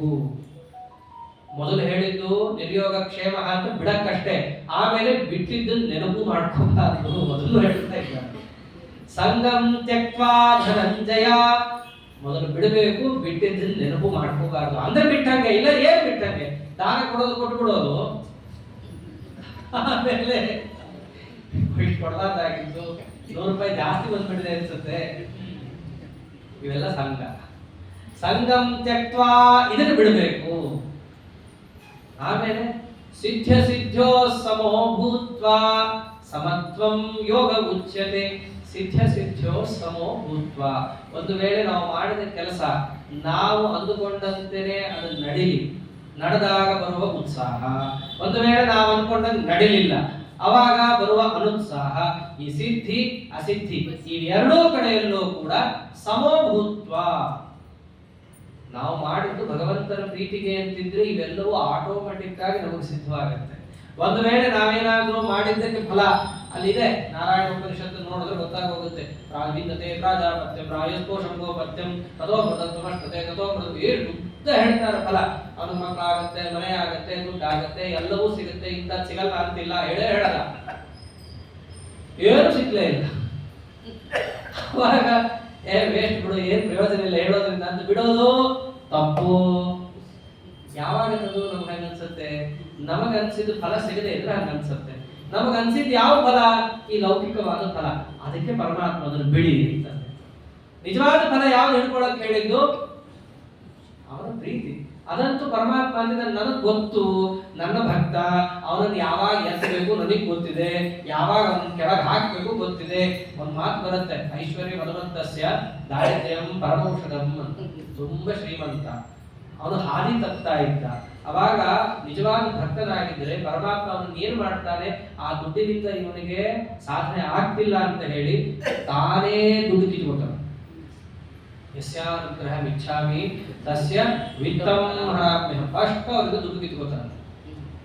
ಬೇಕಾದ್ರೆ ಗಮನಿಸ್ರಿ, ಇರೋದಲ್ಲ ಗಾದೆ, ಸಂಕಟ ಬಂದಾಗ ಹೌದು ಚೆನ್ನಾಗಿದ್ದಾಗ ಬರಲ್ಲ. ಏನಾರ ಒಂದು ಭಯಕೃತ್ ಭಯನಾಶನ, ಅದು ಪರಮಾತ್ಮ, ಅದು ಭಕ್ತರನ್ನ ಉದ್ಧಾರ ಮಾಡುವ ಪರಿ. ಅದು ಕಷ್ಟ ಬಂತು ಅಂತ ಹೇಳಿ ಎದೆ ಗುಂದಬಾರ್ದು. ನಮ್ಮವ್ರು ಬಹಳ ಚೆನ್ನಾಗಿ ಹೇಳ್ಕೊಟ್ಟಿದ್ದಾರೆ. ಇದು ನೀವು ದೇವರನ್ನು ಒಬ್ರಿ ಬಿಡ್ರಿ, ಇದು ಬಹಳ ಚೆನ್ನಾಗಿದೆ, ಬಹಳ ಪಾಸಿಟಿವ್ ಇವೆಲ್ಲ. ಹಿಂಗಿರೋದಕ್ಕೆ ಭಾರತೀಯ ಸಂಸ್ಕೃತಿನ ಉಳ್ಕೊಂಡಿರೋದು. ಕಷ್ಟ ಬಂದಾಗ ನಾವ್ ಯಾರು ಎದೆ ಗುಂದಲಿಲ್ಲ. ನಾವೇನಂದ್ರಿ, ಇದು ಪರೀಕ್ಷಾ ಕಾಲ ರೀ, ದೇವರು ಒಂದು ಪರೀಕ್ಷೆ ಮಾಡ್ತಾ ಇದ್ದಾನೆ, ಇವಾಗಿಲ್ಲ ನಾವು ಗಟ್ಟಿ ಇರ್ಬೇಕು. ಇಲ್ದಿದ್ರೆ ಆ ರೀತಿ ಆಕ್ರಮಣ ಆದ್ರೆ ಬೇರೆ ಬೇರೆ ದೇಶಗಳ 40 ವರ್ಷಕ್ಕೆ ಆ ನಾಗರಿಕತೆ ಸರ್ವನಾಶ ಆಗೋಗಿದೆ. ನಮ್ಮಲ್ಲಿ ಮಾಡ್ತಾನೆ ಇದ್ದಾರೆ, ಈಗಲೂ ಮಾಡ್ತಾ ಇದ್ದಾರ, ಮತ್ತೆ ನಿಂತಿಲ್ಲ. ಮಾಡೋ ರೀತಿ ಬೇರೆ ಆಗಿದೆ ಅನ್ನೋದು ಬಿಟ್ರೆ ಅದೇ ಕೆಲಸನೇ ಮಾಡ್ತಾ ಇರೋದು. ಯಾವಾಗ 712ನೇ ಶತಮಾನದಿಂದ ಪ್ರಾರಂಭ ಆದದ್ದು ಅವ್ಯಾಹತ ನಡೀತಾ ಇದೆ, ಏನೂ ಮಾಡಕ್ ಆಗ್ತಾ ಇಲ್ಲ. ಯಾಕೆ? ಸಮತ್ವಂ ಯೋಗ ಮುಚ್ಚತೆ. ಎಷ್ಟು ಅರ್ಥ ಮಾಡ್ಕೋತಾರೋ ಬಿಡ್ತಾರೋ, ನಮಗಂತೂ ಒಂದು ಸ್ಪಷ್ಟ ಇದೆ, ನಾವು ಮಾಡ್ತಾ ಇರೋ ಕೆಲಸ ದೇವರಿಗೋಸ್ಕರ. ನಮಗೇನಾದ್ರು ಕಷ್ಟ ಬಂದ್ರೆ ಅದು ದೇವರು ಒಂದು ಪರೀಕ್ಷೆ ಮಾಡ್ತಿರೋದು ಅಂತ ಅರ್ಥ. ಇದು ಗಟ್ಟಿಯಾಗಿ ಬೇರೆ ಮುರಿದ್ರಿಂದ ನಮ್ಮ ಸಂಸ್ಕೃತಿಯಲ್ಲಿ ಯಾವತ್ತೂ ನಾವು ಹಿಂದೆ ಹೆಜ್ಜೆ ಇಟ್ಟೇ ಇಲ್ಲ. ಕಷ್ಟ ಬಂದ್ರೆ ನಾವು ಮುನ್ನುಗ್ತೀವೇ ಹೊರತು ಬಂತಪ್ಪ ಅಂತ ಹೇಳಿ ಹಿಂದೆ ಹೋಗಿದ್ದು ಇಲ್ಲವೇ ಇಲ್ಲ. ಅದಕ್ಕೆ ರಾಯರು ಅಂತಾರಲ್ಲ, ಮೊದಲನೇ ಶ್ಲೋಕಕ್ಕೆ ವ್ಯಾಖ್ಯಾನ ಮಾಡಬೇಕಾದ್ರೆ ಅಂತಾರೆ, ನೀವು ದೇವರನ್ನು ಒಪ್ರಿ ಬಿಡ್ರಿ. ಈ ಶ್ಲೋಕಗಳನ್ನೆಲ್ಲ ಓದಿದಾಗ ನಿಮ್ಮ ಮನಸ್ಸಿನಲ್ಲಿರುವಂತಹ ಕಷ್ಟಗಳನ್ನಂತೂ ಪರಮಾತ್ಮ ತೊಳಿತಾನೆ. ಕಷ್ಟ ಕಾಲದಲ್ಲಿ ನೀವು ಹೇಗೆ ನಿಂತ್ಕೋಬೇಕು ಅನ್ನೋದನ್ನು ಪರಮಾತ್ಮ ಇಡುತ್ತಾನೆ. ಇಷ್ಟೆಲ್ಲ ಮನಸ್ಸು ನಿಮ್ದು ಸ್ವಚ್ಛ ಆದಾಗ ಮತ್ತೆ ಭಗವದ್ಗೀತಾ ನೀವು ನೋಡಿದಾಗ ಅಥೋಸ್ಮಿ ಲೋಕೆ ವೇದೇಶ ಪ್ರತಿತಃ ಪುರುಷೋತ್ತಮ, ಅದನ್ನು ನಿಮಗೆ ಸ್ಪಷ್ಟ ಮಾಡಿಕೊಡ್ತಾ ಸಜೀವ ಆಗಿದ್ದೆ. ಹೀಗೆ ಆ ಪರಮಾತ್ಮ ಎಷ್ಟು ಚೆನ್ನಾಗಿ ಹೇಳ್ತಾ ಬರ್ತಾನೆ, ಸಮತ್ವಂ ಯೋಗ ಉಚ್ಯತೆ ಸಿದ್ಧ ಸಿದ್ಧೋ ಸಮೋ ಭೂತ್ವ. ನಿಮ್ಮ ಉದ್ದೇಶ ಯಾವ್ದಾಗಿರ್ಬೇಕು ಅನ್ನೋದನ್ನು ಸರಿಯಾಗಿ ಇಟ್ಟುಕೊಳ್ರಿ. ಅಲ್ಪವಾದ ಅಸ್ಥಿರವಾದಂತಹ ಅಂಶಗಳೇನಾದ್ರೂ ಇದ್ದು ನೀವು ಕೆಲಸ ಮಾಡಿದ್ರಿ, ಅದು ಈಡೇರಲಿಲ್ಲ, ಮನಸ್ಸು ತಳಬಳಗೊಂಡು ಬಿಡುತ್ತೆ. ಹಂಗ ಮಾಡ್ಲಿಕ್ಕೆ ಹೋಗ್ಬೇಡ್ರಿ. ನನ್ನ ಪ್ರೀತಿಗೋಸ್ಕರ ಅಂತ ಮಾಡ್ರಿ. ನನಗೆ ಗೊತ್ತಿದೆ ನಿಮ್ಗೆ ಏನ್ ಕೊಡ್ಬೇಕು ಅಂತ. ನಿಮಗೆ ಲೌಕಿಕವಾದ ಫಲ ಸಿಗ್ಲಿ ಸಿಗದೇ ಇರ್ಲಿ, ಆದ್ರೆ ನನ್ನ ಪ್ರೀತಿ ಅಂತೂ ಸಿಗತ್ತಲ್ಲ. ನಿಮ್ಗೆ ಯಾವಾಗ ಅದನ್ನು ಕೊಡಬೇಕು ನಾನು ಕೊಡ್ತೀನಿ, ಅದು ನನಗೆ ಗೊತ್ತು. ಇದನ್ನ ಪರಮಾತ್ಮ ಇಲ್ಲಿ ತಿಳಿಸಿ, ಹೀಗೆ ಯಾರಿರ್ತಾರಲ್ಲ, ಇದು ಸಮತ್ವಂ ಯೋಗ ಮುಚ್ಚನೆ. ಇದು ನಿಜವಾದ ಯೋಗ, ಕೈಕಾಲಾಡಿಸೋದಲ್ಲ, ಇದು ಮಾನಸಿಕ ಯೋಗ. ಇದು ಮನಸ್ಸನ್ನ ನೀವು ಸ್ವಚ್ಛವಾಗಿ ಇಟ್ಟುಕೊಂಡ್ರೆ ಎಲ್ಲವೂ ಆಗುತ್ತೆ ಅಂತಾರಲ್ಲ, ಅದಕ್ಕೆ ಇಟ್ಕೊಳ್ಳೋ ಬಗೆಯನ್ನು ಪರಮಾತ್ಮ ಹಂತ ಹಂತವಾಗಿ ತಿಳಿಸ್ತಾ ಇದ್ದಾರೆ. ಸ್ವಚ್ಛವಾಗಿ ಇಟ್ಕೊಳ್ಳೋದು ಯಾತಕ್ಕೋಸ್ಕರ? ಮುಂದೆ ಅಲ್ಲಿ ಬರಬೇಕಾದ ತತ್ವಜ್ಞಾನಕ್ಕೋಸ್ಕರ. ಅದಕ್ಕೆ ಇಷ್ಟೆಲ್ಲ ಪ್ರಿಪರೇಷನ್ ಇದು. ಹೀಗೆ ಆ ನಿಷ್ಕಾಮ ಕರ್ಮದ ಮಹತ್ವ, ಆ ನಿಷ್ಕಾಮ ಕರ್ಮ ಅನ್ನೋದು ಯೋಗ, ಆ ಯೋಗವನ್ನು ನೀನು ಅನುಸರಿಸಬೇಕು ಅರ್ಜುನ ಅಂತ ತಿಳಿಸಿ. ಇದೆಲ್ಲ ಯಾಕಕ್ಕೋಸ್ಕರ? ಅಪರೋಕ್ಷ ಜ್ಞಾನ ಅನ್ನತಕ್ಕಂತಹದಕ್ಕೋಸ್ಕರ. ಅದನ್ನ ನೀವು ಪಡ್ಕೊಂಡೆ ಅಂತಂದ್ರೆ ಈ ಅಲ್ಪವಾದ ಅಸ್ಥಿರವಾದ ಜೀವನ ಜ್ಞಾನ ಏನು, ಮೋಕ್ಷನೇ ಸಿಗುತ್ತದೆ. ಆದ್ದರಿಂದ ನಿಷ್ಕಾಮ ಕರ್ಮಕ್ಕೆ ಎಷ್ಟು ಮಹತ್ವ ಇದೆ.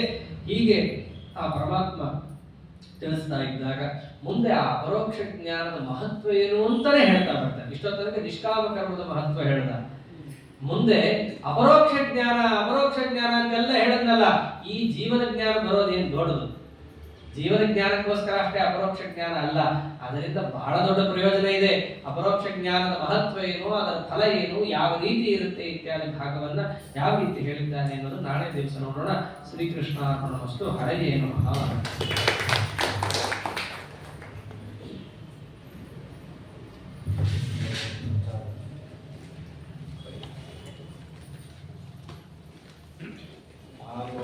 ದಶಮಿ